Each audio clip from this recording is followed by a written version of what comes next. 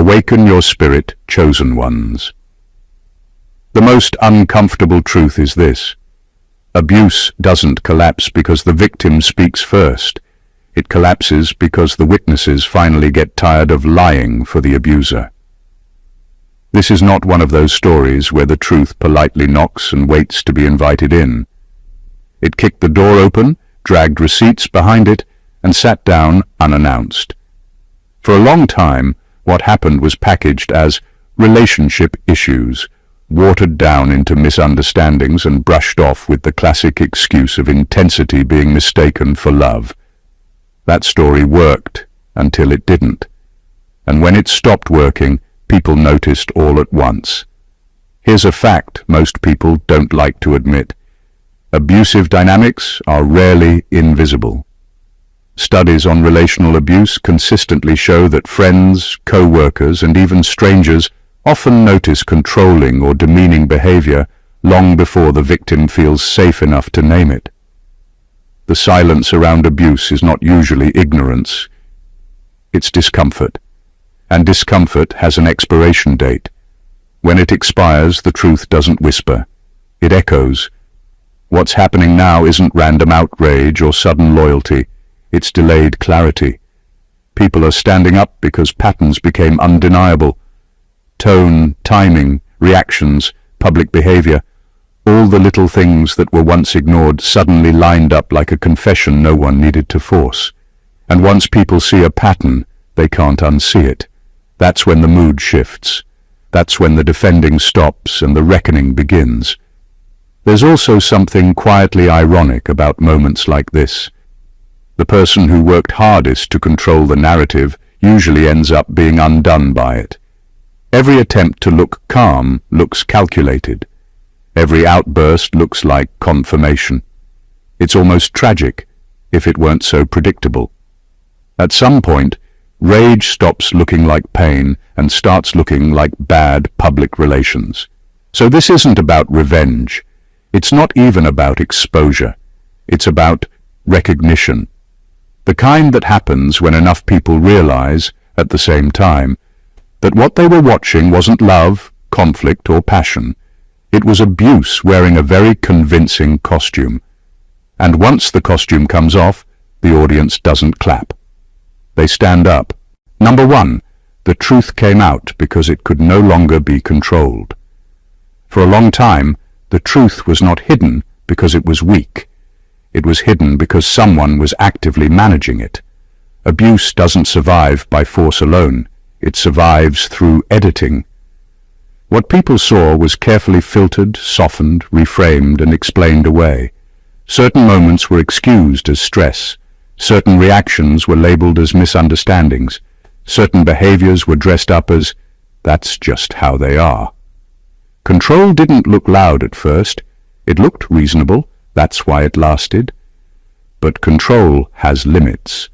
It depends on everyone playing their role perfectly. The victim staying quiet, the witnesses staying unsure, and the abuser staying consistent.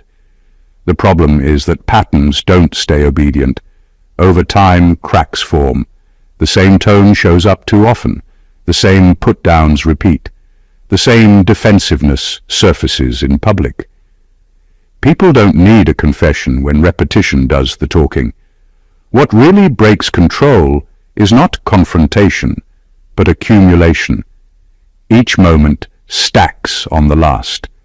A sharp comment here, a dismissive reaction there, an overreaction that doesn't fit the situation. Slowly, people stop needing explanations. They start trusting what they're seeing. That's when control starts slipping, because explanations only work on confusion. Once clarity sets in, excuses lose their grip. This is why the truth didn't explode all at once. It leaked. It seeped through side comments, body language, and emotional residue left behind in rooms long after conversations ended. People compared notes without even realizing it. And when enough people reached the same conclusion independently, the narrative could no longer be steered. At that point, the truth didn't need protection. It didn't need a spokesperson. It stood on its own. Attempts to shut it down only made it louder. Attempts to deny it only sharpened it. Control turned into exposure, because controlling behavior always panics when it's no longer believed. That's the part most people miss. The truth didn't come out because someone decided to reveal it. It came out because it became unmanageable. Too many eyes were open. Too many patterns were obvious. And once control fails, the truth doesn't ask permission. It takes its place. Number 2, people aren't defending you out of loyalty, but recognition. When people step in on your behalf, it rarely has anything to do with allegiance or obligation. They aren't heroes rushing to save you. They are witnesses finally acknowledging what they always saw but couldn't articulate. Recognition is subtle but powerful. It's the quiet click in someone's mind when they realize this was wrong all along. It doesn't matter how long the silence lasted or how convincing the excuses were. Once someone recognizes abuse for what it truly is, defending the victim becomes almost instinctual. It's not about you personally. It's about the undeniable truth that your experience mattered. The people rising up now aren't acting out of sympathy alone. They are acting out of understanding. They've pieced together the behavior patterns, the manipulations, the dismissals, and it finally clicks. This isn't emotional theater. It's observation turned into action. They know what was happening wasn't love, wasn't harmless conflict, and certainly wasn't normal. Recognition isn't just seeing, it's interpreting. And once people interpret the signs correctly, their energy shifts from passive awareness to vocal support. This moment also exposes a strange human tendency. Many assume that support is always transactional, that someone steps up for you because they owe you something. But recognition works differently. People don't need a reason to acknowledge the truth. They need evidence, consistency, and the courage to admit it openly. Once those lines are crossed, defending you isn't a favor. It's a logical conclusion. It's the natural response to realizing that what happened to you was unacceptable.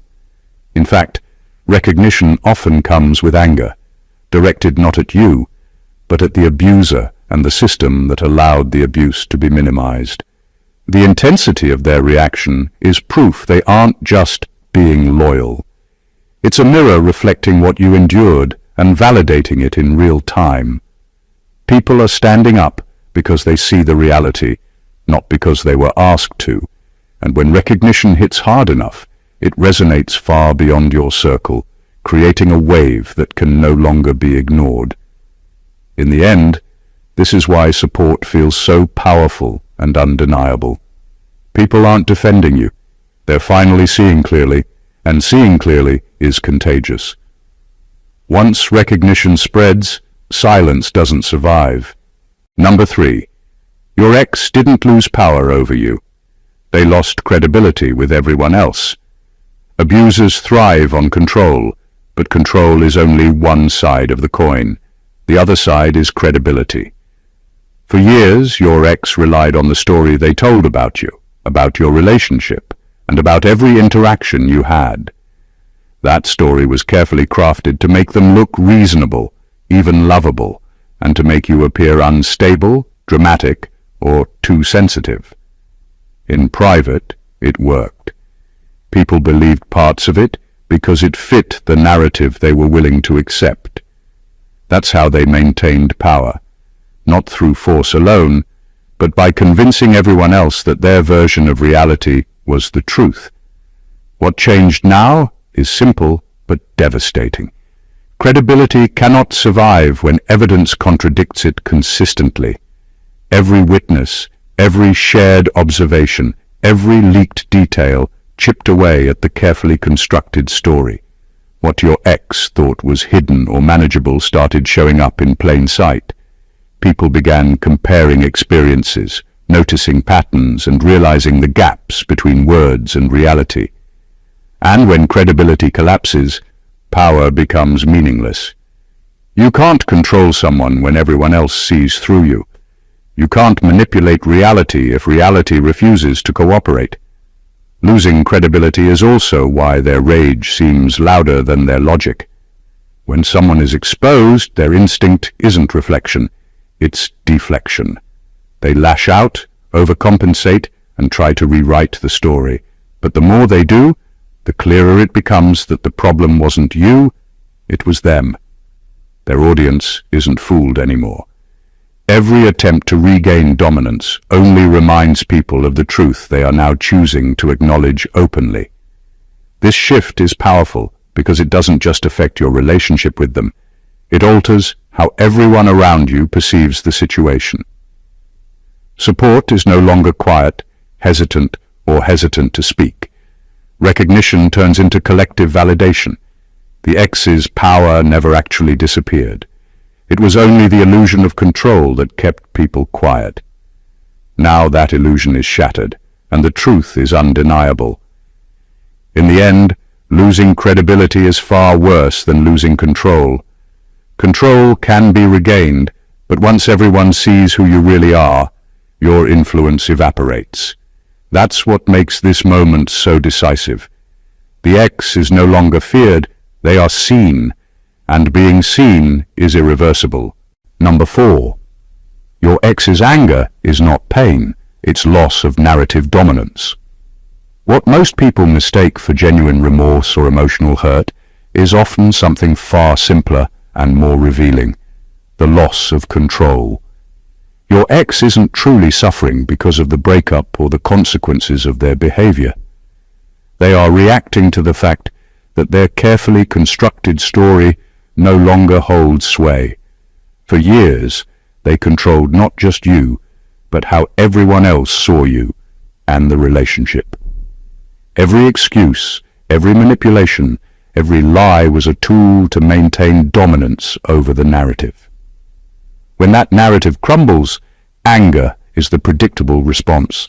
It's loud, it's frantic, and it's ultimately about image, not emotion.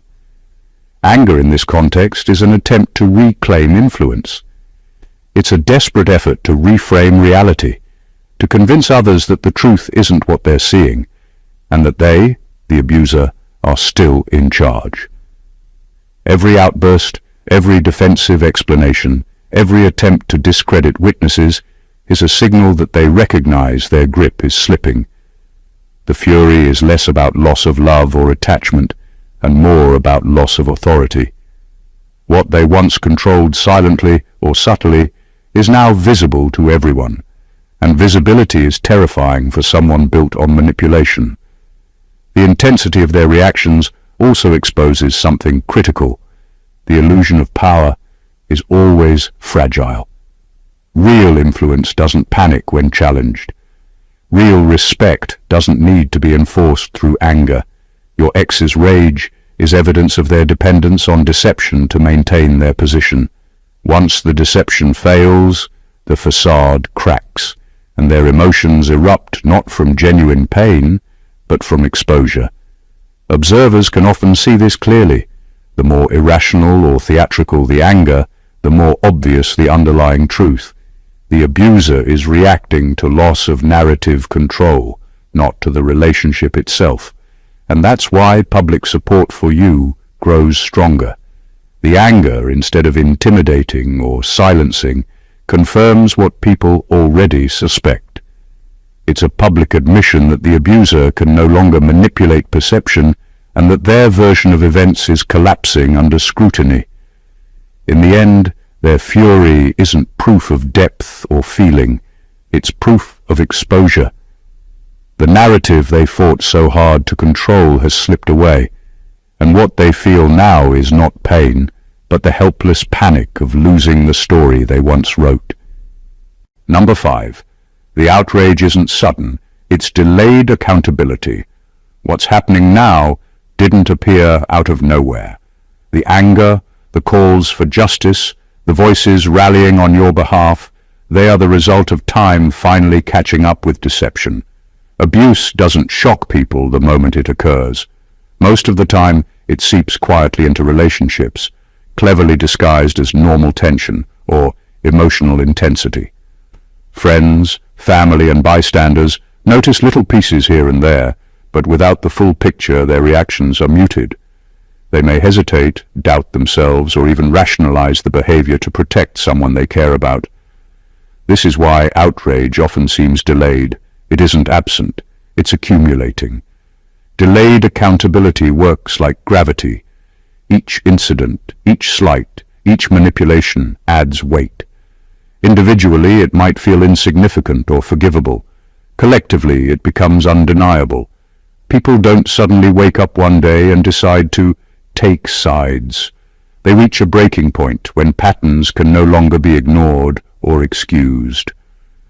When the same behaviors repeat over time, when the same lies are told and the same boundaries are violated, observers start connecting dots.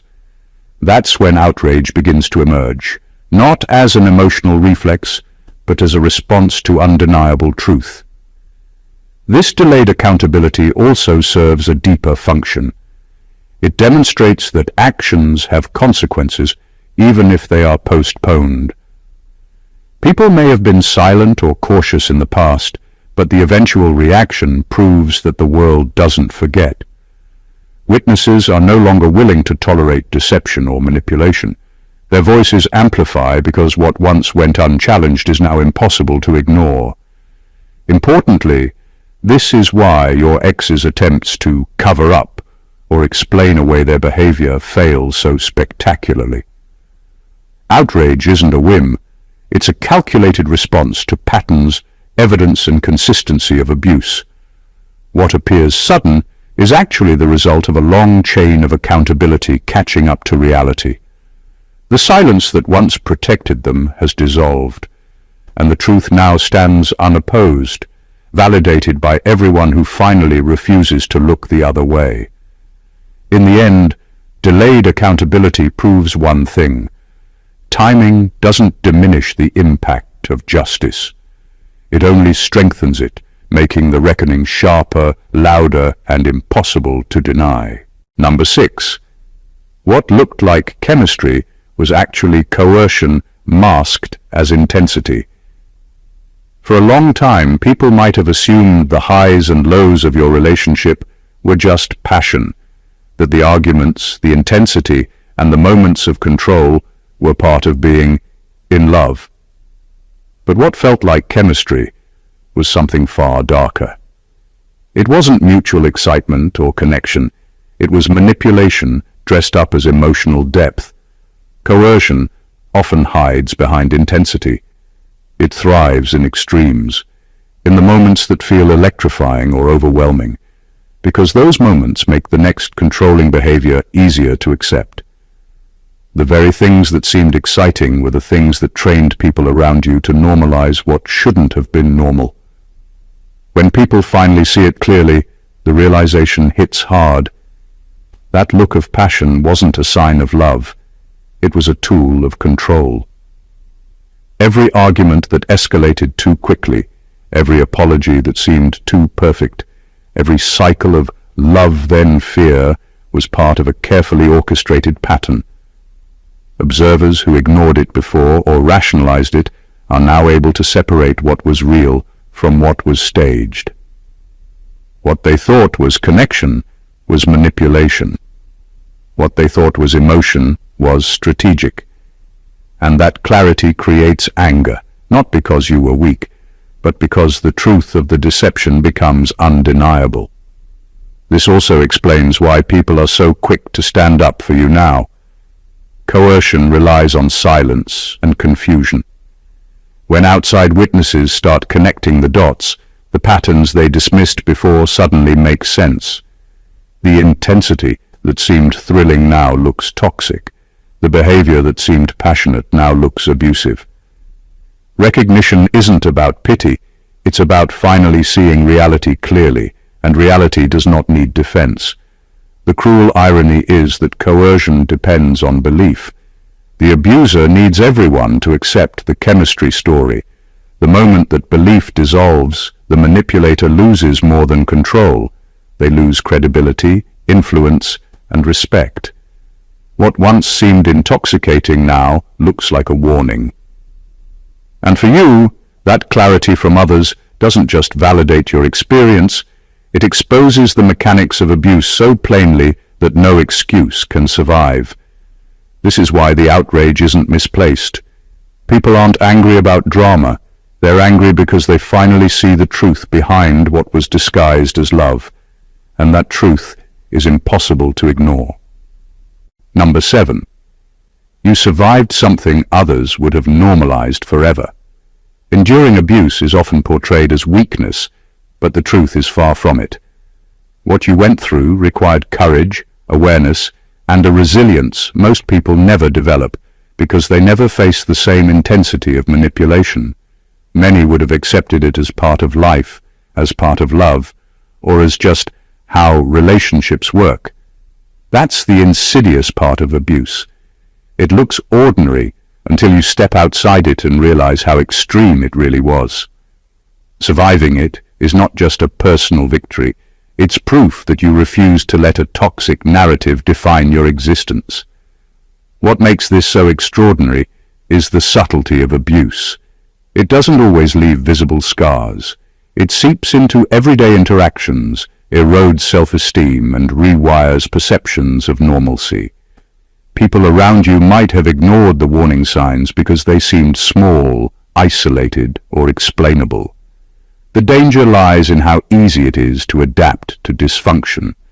Most people don't realize they are in an abusive situation until years later, after they've spent a lifetime justifying what shouldn't have been tolerated. You, however, endured it, recognized it, and didn't allow it to remain your identity. That distinction sets you apart. Surviving abuse also exposes the courage in simply showing up afterward. Life doesn't pause while healing takes place. You continue to exist, interact, and reclaim your narrative in real time. Many would have retreated into silence, letting the experience define them entirely. You refused that. Your presence, your story, and your resilience force observers to confront the truth they may have ignored before. That recognition of survival becomes contagious, inspiring others to question the situations they silently tolerate in their own lives. There is also a deeper consequence. By surviving, you stripped the abuser of invisibility. What they thought would remain hidden forever is now undeniable. And the people standing up for you are reacting not just to the story itself, but to the courage you displayed in living it fully and honestly. That's why survival is revolutionary. It's not about victimhood, it's about reclaiming power, rewriting history, and setting a standard that refuses to accept abuse as normal. In the end, surviving something others would have normalized forever is more than victory. It's proof that enduring does not mean submission, and that awareness and courage can transform pain into undeniable strength. Number 8. Your healing exposed the lie that you were the problem. For far too long, the narrative was stacked against you. Every confrontation, every manipulation, every subtle jab was framed in a way that made you question yourself. Maybe you were told you were overreacting, too sensitive, or even crazy for noticing patterns no one else seemed to see. The abuser's greatest weapon wasn't anger or control. It was convincing you that the problem was inside you, not in their behavior. That lie is what isolates people, makes them second-guess themselves, and keeps manipulation alive. Healing is dangerous for abusers. It doesn't just involve recovery, it involves revelation. When you began to rebuild, to set boundaries, to reclaim your sense of self, you started challenging the story that framed you as the problem. Every step you took toward clarity became evidence that their narrative was false. You weren't the one causing conflict. You weren't the one manipulating situations. You weren't the one twisting words and emotions. Your healing illuminated the truth that had been buried under lies and excuses for too long. This exposure doesn't happen quietly. Observers, even those who were hesitant before, begin to notice the contrast. They see the abuser's patterns more clearly because your response no longer reinforces the illusion. You speaking up, setting limits, or simply existing without fear becomes undeniable proof. People start to question their previous assumptions, and suddenly the abuser is the one under scrutiny. The tables turn because healing is evidence in motion. Healing also has an almost electric effect on those around you. It's contagious, inspiring others to recognize what they might have overlooked in their own lives. It forces accountability without confrontation, showing that growth and self-preservation aren't threats. They're truths that cannot be erased. Ultimately, your healing did more than mend your own wounds. It rewrote the story. It exposed the lie that the problem was ever you, and shifted the focus onto the one who created the toxic dynamic in the first place. That revelation is both liberating and devastating, but above all, it's undeniable. The truth isn't silent anymore, and it is finally being seen for what it is. Number 9. The public reaction isn't about drama, it's about pattern recognition. What people are feeling right now isn't just a spontaneous surge of emotion or a desire to create drama. It's much deeper than that. It's their brains and instincts piecing together patterns that were hidden in plain sight for too long. Abuse doesn't exist in isolated incidents. It shows up repeatedly in predictable behaviors, in recurring manipulations, in cycles of charm followed by control. Even if no one spoke, those patterns were visible to the careful observer. And now, after the evidence has accumulated, recognition hits hard. Pattern recognition is one of the most instinctive ways humans understand the world. When enough behaviors repeat themselves, the mind begins to see connections, motives, and consequences that were invisible in the moment. What once seemed like minor disagreements, overreactions, or personality quirks now reveal themselves as deliberate, strategic, and harmful actions. Observers don't just feel sympathy, they feel clarity.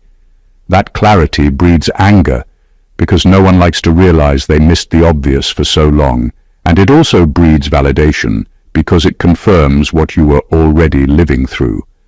This is why the reaction seems overwhelming. It isn't fueled by rumor or emotion alone, it's fueled by understanding. People are not defending you merely because they like you or because they're taking sides.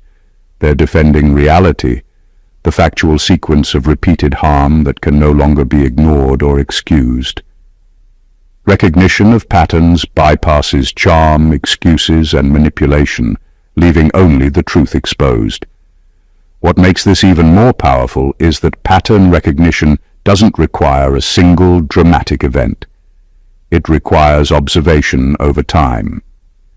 And once observers start connecting the dots, the system that allowed abuse to continue, friends who looked away, family who rationalized, colleagues who stayed silent, begins to collapse. Each pattern is a piece of undeniable evidence. In the end, the public reaction isn't about spectacle or gossip, it's the natural outcome of people finally seeing clearly. Patterns don't lie, and when enough people recognize them, the abuser's story falls apart, leaving only truth standing unshakable, validated, and unstoppable. Number 10. You didn't need to convince anyone. The behavior testified for itself. The truth rarely needs a loud voice. In your case, every action your ex took left its own undeniable evidence. Every manipulation, every lie, every moment of control or cruelty was a statement, and it spoke louder than any explanation could. You didn't have to plead your case or gather proof to make people see. The behavior itself was testimony. Patterns don't lie. Consistency doesn't argue. And once the audience started paying attention, the facts were impossible to ignore. Abusers often rely on charm, excuses, and selective storytelling to shape perception. They assume people need to be convinced that persuasion can erase observation. But what they forget is that every time they repeat the same harmful actions, they create a trail, an unintentional archive of truth. Every argument that escalated unnecessarily, every subtle put-down, every contradictory statement contributed to a bigger picture that no one could rationalize away. People began noticing before you even spoke, because behavior cannot be fully disguised. It leaves traces, patterns, and consequences that accumulate into evidence. This is why the public's reaction is so raw and automatic. Observers didn't need your permission to see the reality of what happened. They didn't need your account to validate their own perception. Once the repeated actions were visible, the truth essentially announced itself. Your ex's attempts at control or narrative spin became irrelevant, because actions had already testified. The more they tried to defend themselves, the louder the evidence of their behavior became. This point is critical because it reframes power. You didn't gain support because you begged for it or strategically revealed your story. You gained it because truth is self-evident when it manifests in repeated, undeniable patterns, and people respond instinctively to evidence, not persuasion. The behavior you endured carried the weight of proof, and once that proof was observed, validation followed naturally. In the end, the power wasn't in your voice. It was in the reality of what happened. The truth spoke for itself, louder and more convincingly than anyone could have argued, and that's why support, outrage, and recognition arrived not because you asked, but because it was inevitable. Number 11. The support you're receiving is proof you were never too sensitive. For years, you were made to question yourself. Every reaction you had, every boundary you set, every moment you expressed discomfort was twisted into proof that you were overreacting, too emotional, or reading too much into things. That's how abuse works. It rewires your perception so that you start doubting the validity of your own feelings. It's insidious because it convinces you that the problem lies within you, not in the repeated manipulation or control you experienced. And yet, the very support you're receiving now is a loud, undeniable counter to all that doubt. When people step up and validate your experience, it proves something you may have struggled to believe. Your instincts were right. Your emotions were not exaggerated. Your observations were accurate. The disbelief you faced wasn't because you were imagining things. It was because the abuser's tactics depended on making you question your own reality. Every message of support, every public acknowledgement, every voice defending you is a silent but powerful statement. You were never too sensitive. You were paying attention to the truth while others tried to ignore it. This support does more than comfort. It rewrites history. It shifts the perspective from blaming you for being emotional to recognizing that what you endured demanded awareness, courage, and resilience. People are angry not because you overreacted, but because they now see how clearly the abuse was orchestrated and how long it went unchallenged.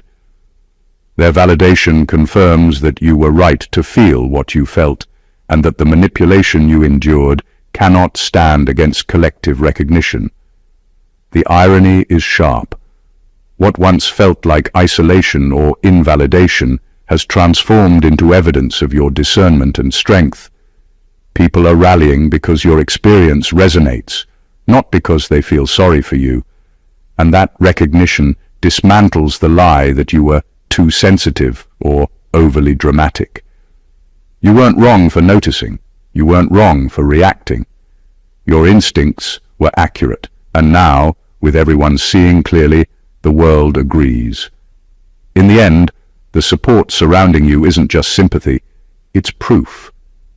Proof that your feelings were valid, your perception was sharp, and that your sensitivity was never a flaw, but a tool that allowed you to survive and ultimately expose the truth.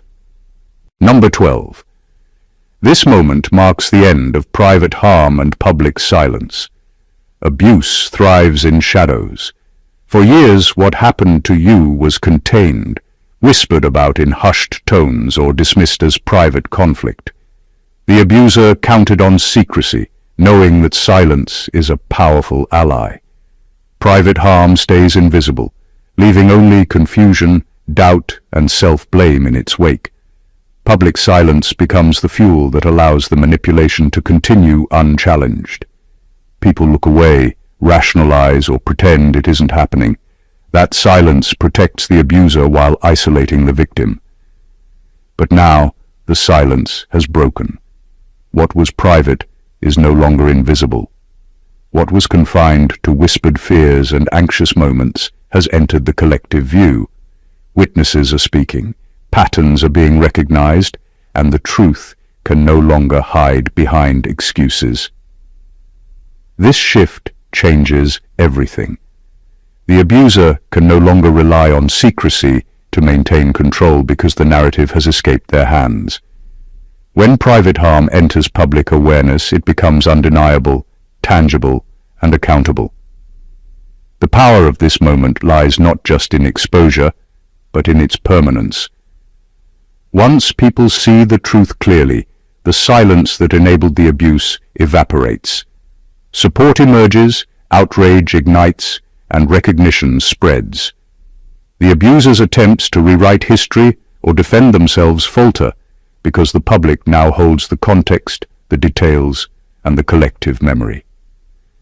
The harm that once seemed invisible is now documented in people's awareness, in the acknowledgment of those who refused to look away. This turning point also empowers you in ways that private suffering never could. What was once a source of fear becomes a source of validation. Every observer who finally recognizes what happened amplifies the reality of your experience. The weight of secrecy is lifted, replaced by clarity and truth. The abuser can no longer gaslight or manipulate the narrative because their actions have been witnessed, understood, and remembered. In the end, this moment signifies more than exposure. It signifies liberation. Private harm loses its potency when it meets public accountability. Silence is replaced by voice.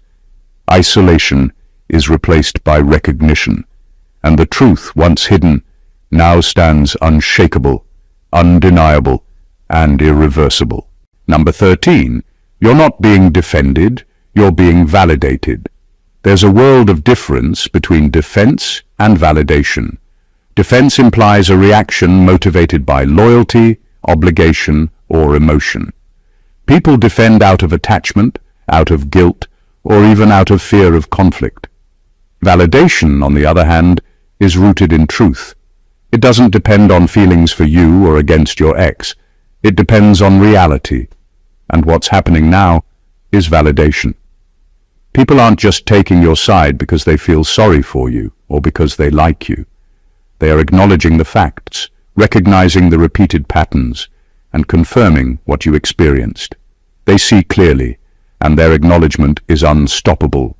Validation is powerful because it doesn't require your voice to persuade anyone. It doesn't matter how loud or detailed your explanations are. The evidence speaks for itself. Every act of manipulation, every insult, every attempt to control you has left traces visible to those who were paying attention. Validation arises when others can finally read those traces and see the truth for what it is. Unlike defense, which can be fickle and influenced by emotion, validation is enduring. Once people recognize the reality of abuse, their support isn't temporary. It becomes a lasting acknowledgement of the truth. This distinction also explains why your ex's attempts at damage control fail. Defense can be swayed, but validation cannot. When people validate your experience, they are confirming the facts, not just choosing sides. Every excuse, every lie, every attempt to rewrite history is powerless against collective recognition. Their credibility is gone, and nothing they say can erase the truth that has been witnessed and acknowledged. Validation also shifts the power dynamic. Where once the abuser could manipulate perception and silence witnesses, now the truth stands on its own, amplified by those who refuse to accept distortion. You no longer carry the burden of proof alone. The people around you are confirming it as well. In the end, being validated is not about being defended. It's about reality asserting itself. The truth isn't negotiable, and when others confirm it, your experience is no longer up for debate. Validation solidifies your reality, dismantles lies, and ensures that what happened is seen, acknowledged, and remembered exactly as it was. Number 14. The truth didn't just come out. It found witnesses who refused to unsee it. Truth is powerful, but its power multiplies when it meets people who refuse to look away. What happened to you didn't remain hidden because it wasn't visible. It remained hidden because people didn't connect the dots, didn't speak up, or chose to ignore what they saw. But the moment witnesses start paying attention, the dynamic changes completely. The truth doesn't need a megaphone. It simply needs observers who are unwilling to pretend the obvious isn't there. Once that happens, exposure is inevitable. Witnesses don't just notice facts. They see patterns, behaviors, and consequences that were carefully disguised. They see the subtle ways manipulation worked, the repeated cycles of control, the tiny moments of gaslighting that built up over time. And once someone refuses to ignore these details, it's no longer possible for the abuser to maintain their narrative. Every attempt to spin, excuse, or deny is met with recognition. The witnesses themselves become the force of accountability, and that makes the truth unstoppable. This is what makes the moment so irreversible. You didn't have to convince anyone. The evidence, the patterns, the repeated behaviors, all of it was already there. What changed was who was paying attention. Witnesses refusing to unsee what they saw means that the story is no longer private, no longer negotiable, and no longer dependent on the abuser's version of events. It becomes public, undeniable, and lasting. The refusal to look away is also what fuels outrage. People are no longer hesitant, unsure, or questioning their own judgment. They see clearly, and that clarity translates into action, voices, and support for you. It's the human equivalent of collective confirmation. What once could have been dismissed now demands acknowledgment. In the end, the truth didn't just emerge, it was carried by eyes and minds that refused to remain silent. That is why this moment cannot be erased, why recognition spread so fast, and why the abuser's control has completely evaporated. The truth found witnesses, and witnesses who refuse to unsee make exposure permanent, undeniable, and transformative. Conclusion.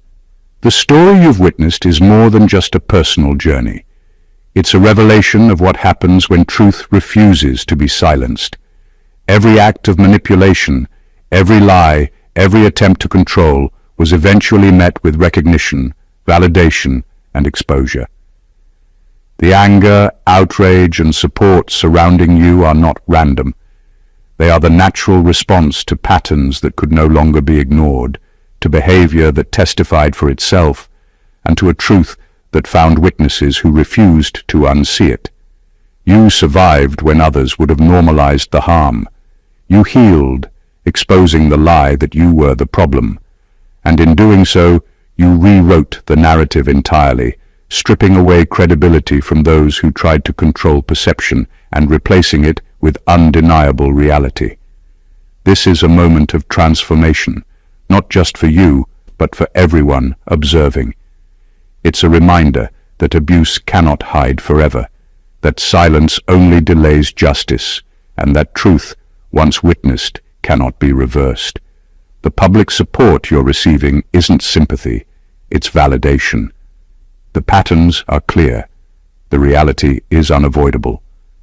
What was once private and hidden is now illuminated, permanent, and irreversible. And through all of this, the most powerful fact remains. surviving, speaking, and healing changes everything. It forces recognition, commands accountability, and inspires courage in ways that silence never could. Your story proves that truth is not fragile, it is persistent. It proves that exposure doesn't just confront the past, it reshapes the present and protects the future. And it proves that no amount of control, manipulation, or deception can withstand witnesses who refuse to turn away. In the end, the power is not in anger, in manipulation, or in the abuser's attempts at dominance. It's in reality, and reality always wins. If this video resonated with you, make sure to support the channel by subscribing, leaving a comment, and sharing it with someone who needs to hear this. Every like, every share, and every voice helps spread awareness and keeps the truth alive. Don't just watch, stand, engage, and be part of the movement that refuses to let abuse stay hidden. Stay awakened, chosen ones.